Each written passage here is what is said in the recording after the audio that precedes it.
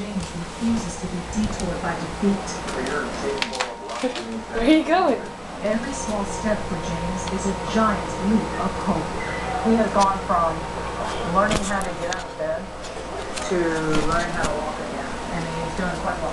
James started learning how to walk again using short prosthetics.